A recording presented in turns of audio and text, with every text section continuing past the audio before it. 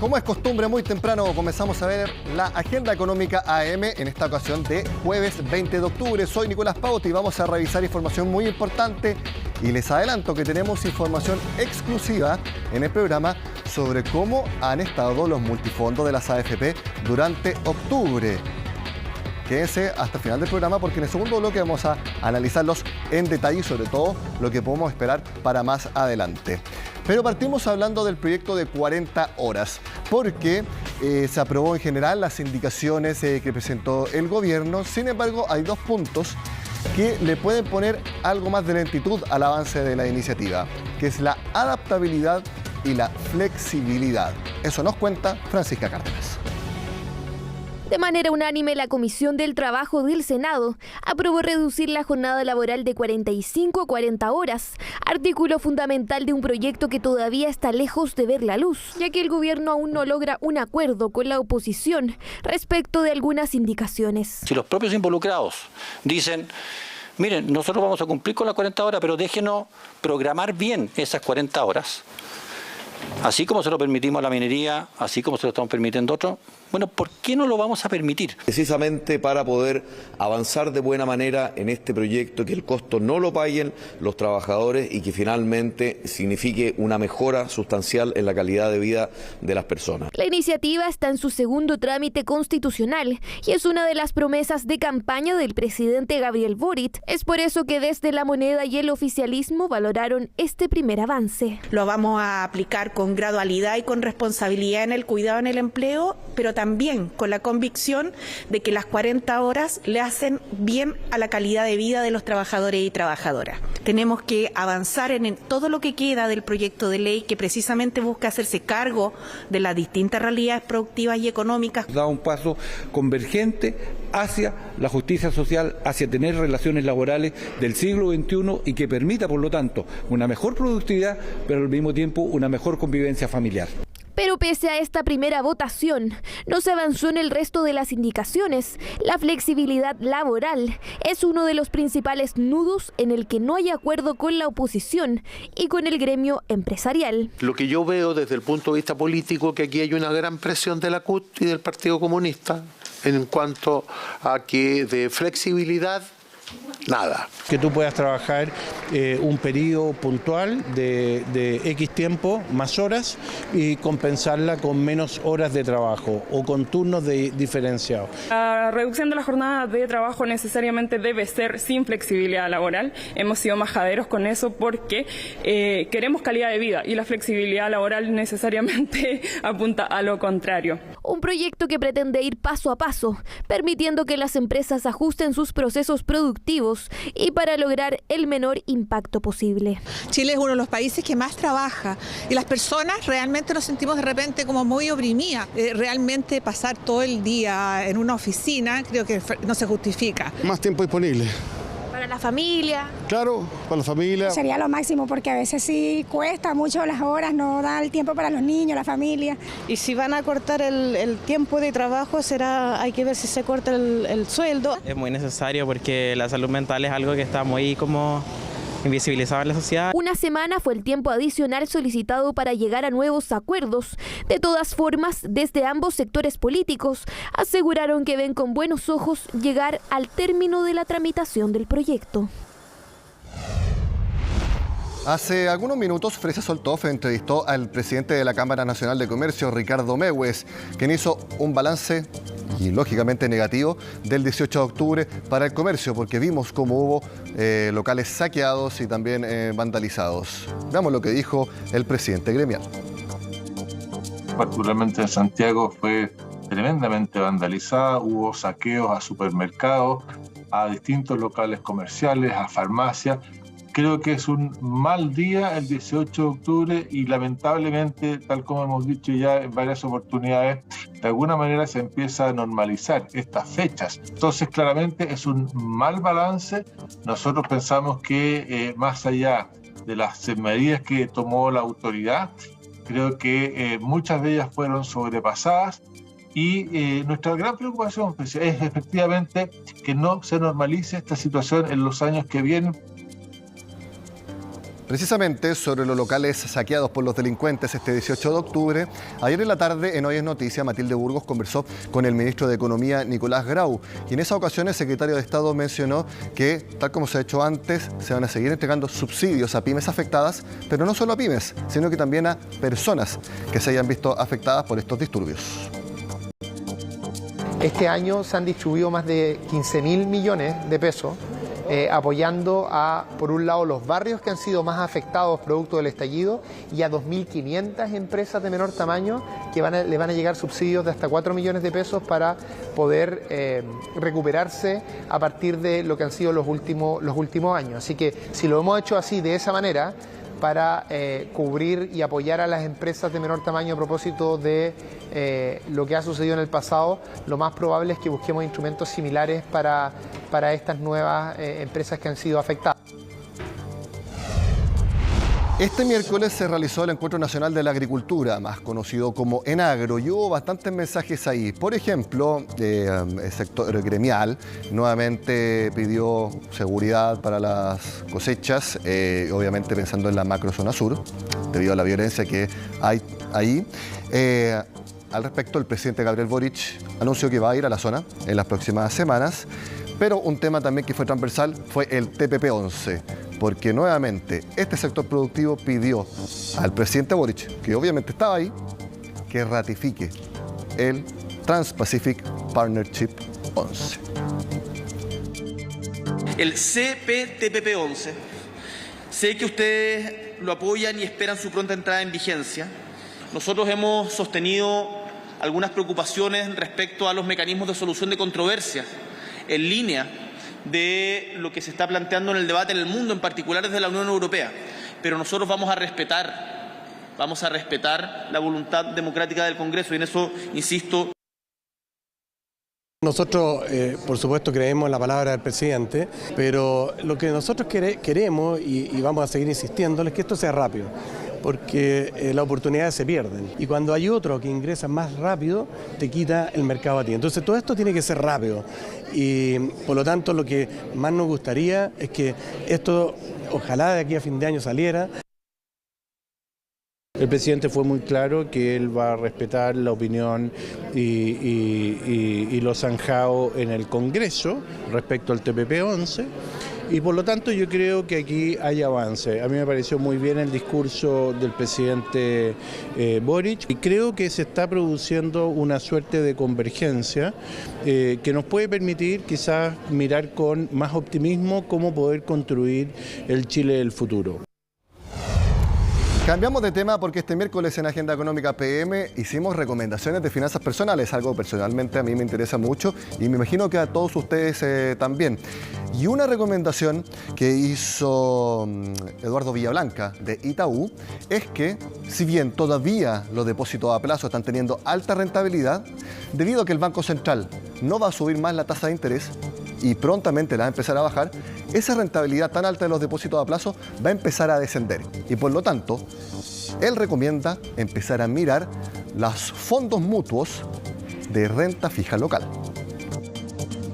Cuando el Banco Central subía la tasa de política monetaria, cuando la empiece a recortar, deberían empezar a caer también las tasas de rentabilidad de los depósitos a plazo. Todavía quedan un par de meses, el Banco Central fue claro en decir que la tasa probablemente se iba a mantener durante un par de meses más hasta que la inflación efectivamente empiece a descender. Entonces probablemente nos quedan un par de meses más, probablemente lo que queda de este año, principios del próximo, cuando caen las tasas de los instrumentos de deuda, se generan ganancias de capital.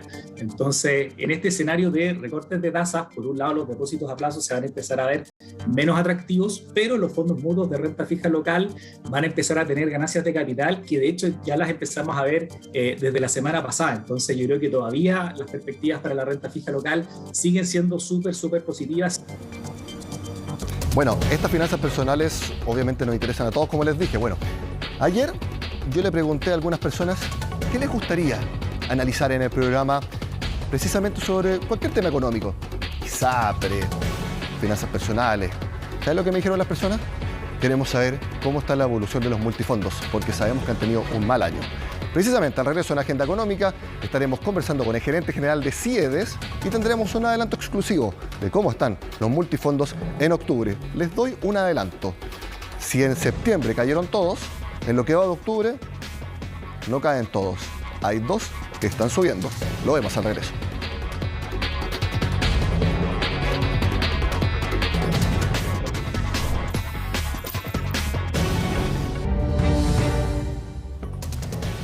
Volvemos a Agenda Económica con información de último minuto y también que es exclusiva para CNN Chile, porque tenemos el desempeño de los multifondos de las AFP durante octubre, al valor cuota del 17 de octubre, más o menos a mitad de mes.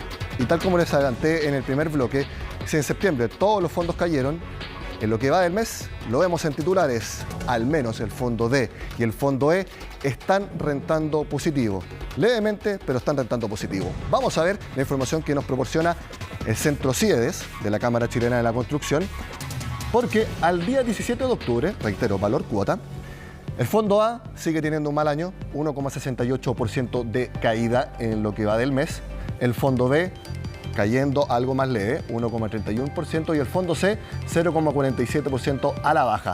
Hasta ahí nomás entonces las bajas en lo que va de octubre, porque como les decía, el fondo D y el E están rentando. El D 0,58% y el fondo E 0,84%. Ustedes pueden decir, bueno, son alzas moderadas en comparación a las caídas, sí, pero pensando en cómo son el fondo D y el fondo E, están teniendo un muy buen mes.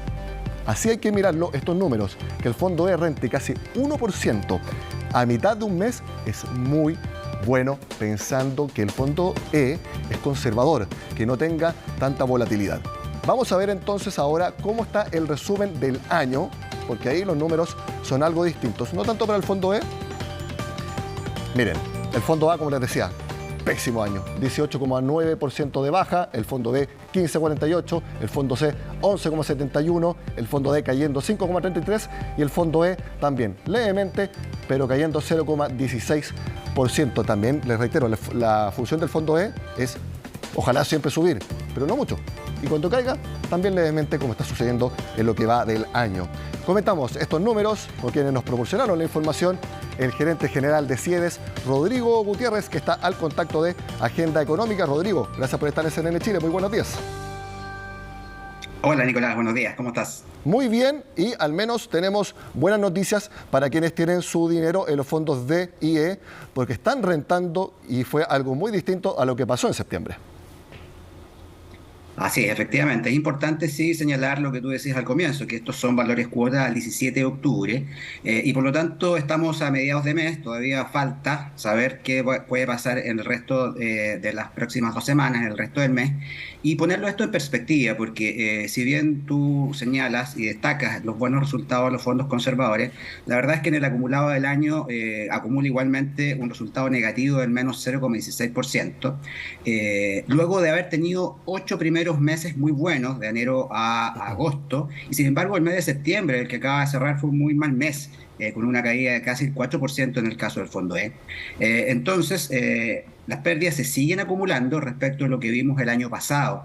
El año pasado fue un año muy excepcionalmente negativo para los fondos conservadores. El fondo E, comentábamos, justamente hace un año, a mediados del mes de octubre, acumulaba una pérdida de prácticamente el 20%. Esto se revirtió parcialmente en los últimos 2 meses del año, logró un cierre de en torno al menos 13%, y había tenido un buen comienzo de año, eso es verdad, pero en septiembre todo eso se revirtió, hubo una pérdida importante, llegamos a un acumulado negativo, ese acumulado sigue siendo negativo a pesar de este buen comienzo de octubre, tal cual como tú lo has destacado. Los fondos más riesgosos, el A, el más riesgoso de todos, luego el B y el C, siguen teniendo caídas hasta ahora. No, es distinto decir pérdidas, porque pérdidas significa que ya no vuelven. En cambio hay que decir caídas. Pero centrándonos en lo que ha pasado en octubre, en los fondos más conservadores, el D y el E, ¿por qué hubo este cambio, que es positivo, respecto a lo que vimos en septiembre? ¿Por qué están subiendo hasta ahora al valor cuota del 17 de octubre? Sí, es importante señalar y comentarle a los televidentes, ¿verdad?, que el desempeño de los multifondos depende de la rentabilidad de los instrumentos en los cuales estos fondos están invertidos.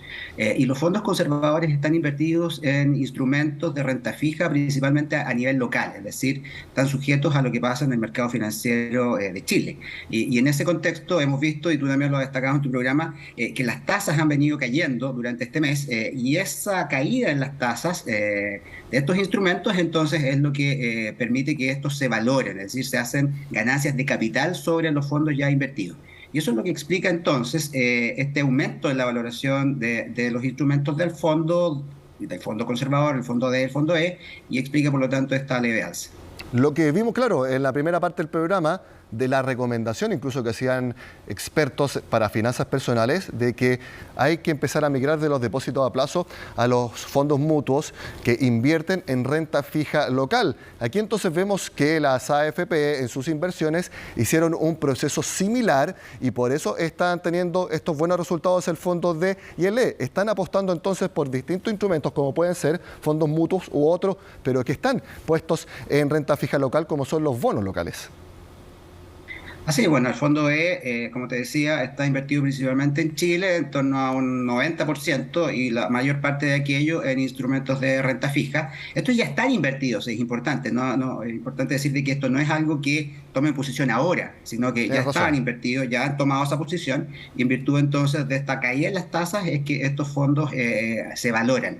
Y esto se refleja, por lo tanto, en esta mayor rentabilidad en estos primeros 15 días del mes. Todo esto en un contexto, además, importante entonces luego discutir o reflexionar en torno, bueno, qué es lo que determina esta caída en las tasas.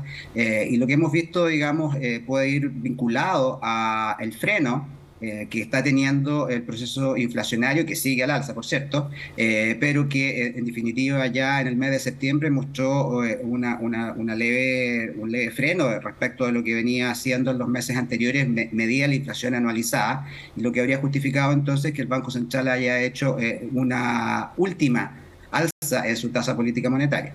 Rodrigo, muy importante lo que tú mencionas, que las AFP ya tenían las inversiones hechas en los instrumentos de renta fija local y por eso está subiendo el fondo D y el E, porque muchas personas que nos están viendo pueden decir, ya, entonces voy a pedirle a mi AFP que me saque el fondo A o el fondo B y me lleve para el fondo D y el E. Y acá hemos dicho muchas veces que con los multifondos no hay que jugar como si fuera un inversionista retail individual, sino que hay que mantenerse en los fondos para precisamente, como ya están invertidos, ahí aprovechar cuando se produzcan estos cambios de tendencia como estamos viendo en el fondo D y el E.